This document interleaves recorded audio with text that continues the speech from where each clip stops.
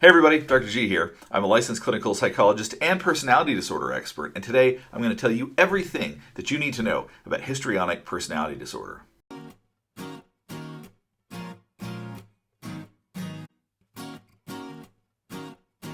So today I'm going to tell you everything that you need to know about histrionic personality disorder. But if you want to know more about other personality disorders, check out the other videos on my channel. I talk lots about narcissism and all sorts of cool stuff. And you should also like and subscribe if you enjoy this kind of content. But as far as histrionic personality disorder goes, the first thing I want to do very briefly is explain what a personality disorder is. And if you've seen my other videos, you've probably seen me talk about this. But in essence, a personality disorder is a characterological problem. It's a problem of the person's character, not symptoms like anxiety, depression, and things like that. Let me explain what that means. So if someone has mental illness like anxiety, they get treated for symptoms of anxiety, worry, nervousness, physical symptoms, things like that. And then the idea is that we can help people master it, hopefully, and to where it'll go away, kind of like an illness. Whereas a personality disorder, even though there are symptoms technically, the symptoms are really underlying flaws of the character. These are people that greatly lack insight. They can't be adaptive. They can't be flexible. And they have deficiencies that override other areas of their personality. So, histrionic personality disorder, for example, let's talk about the different criteria and what those mean. So for someone with histrionic personality disorder, they're going to be highly sexual and use seductiveness to get other people's interest. They're going to be uncomfortable when they're not the center of attention. Their emotions tend to be shallow, and they can jump back and forth between these emotions. They tend to use their physical appearance to draw attention to themselves.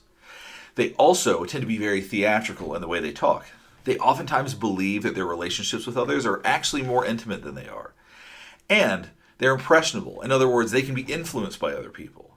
And as I always say, don't diagnose anybody you know. Don't diagnose yourself. If this is something you're concerned about for you or someone you're close to, get them to talk to a therapist that specializes in personality issues, and they can give you some clarity on that.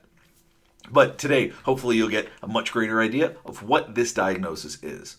One of the big traits of someone who's histrionic is their expressiveness. That doesn't mean that people that are expressive are all histrionic. It just means that you're going to see this expressiveness and this seduction and this attempt to be the center of attention as a really big part of their personality. One of the challenges for histrionic people is that they tend to lack shame. And not that I think that we should use shame a lot to make people behave, but there are certain levels of behavior that tend to be guided by us not wanting to do something where we feel ashamed or feel embarrassed. And people that are histrionic lack this ability. So what causes histrionic personality disorder? Well, a lot of the research shows with all of the personality disorders, genetics plays a huge part.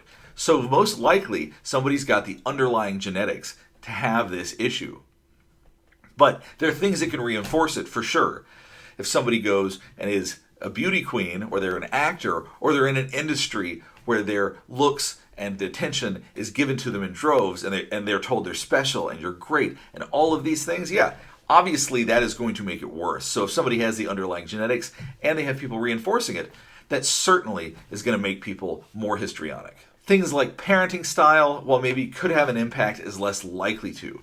Parenting style would probably help reduce someone who has the genetics for histrionic personality disorder, but it's unlikely to cause histrionic personality.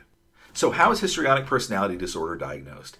This is a really tough one. Even for me, a specialist in this area, when people come in they're histrionic, sometimes it's obvious, and sometimes people are just very extroverted and very excitable. It can be hard to distinguish between someone who's a narcissist sometimes and someone who's histrionic.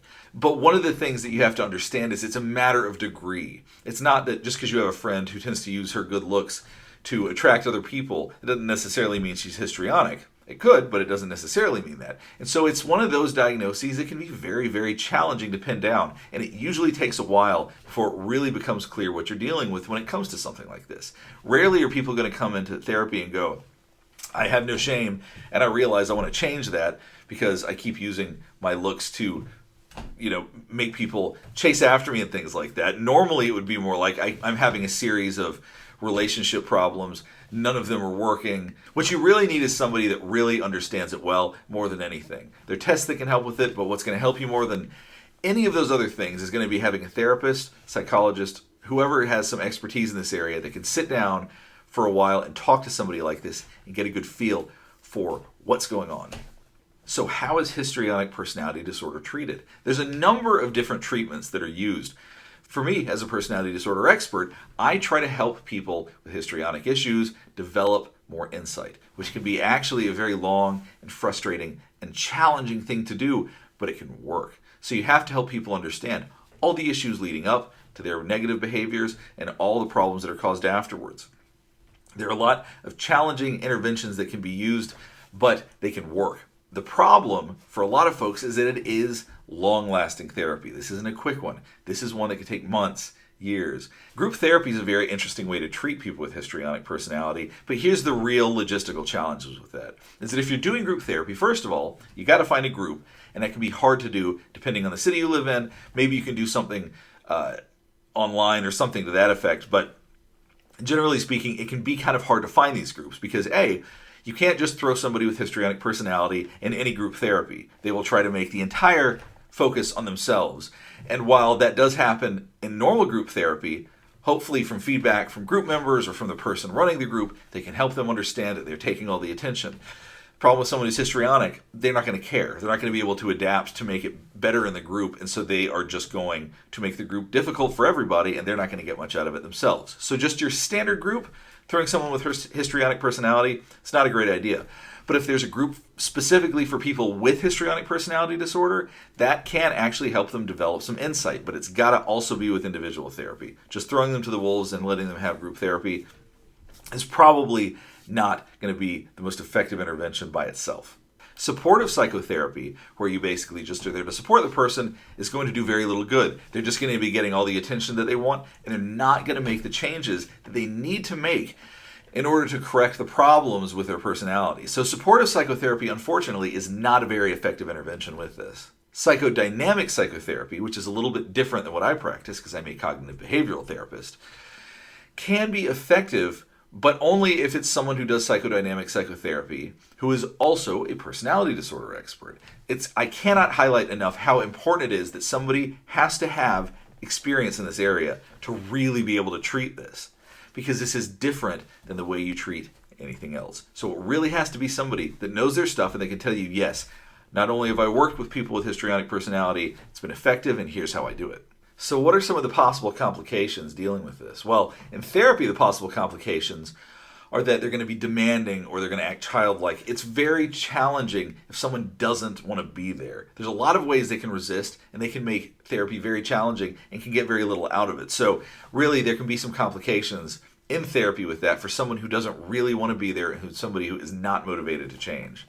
Outside of therapy, in terms of the people's personal lives, the biggest challenge with histrionic can be relationships. Because in relationships, someone with histrionic personality is going to use that allure and that attempt to be the center of attention, and it's going to be very frustrating because it's not going to be an equal relationship. When they go out to see people, when they go out with friends, go to parties, things like that, it's not probably going to be a very good situation for the partner.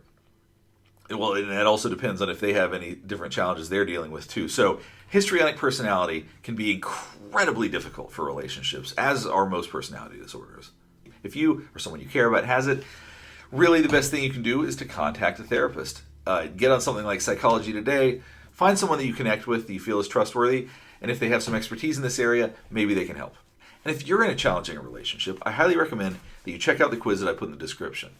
It helps you better understand the impact that your relationship may be having on you. Now, if you enjoyed this content, please like and subscribe. Thanks for watching.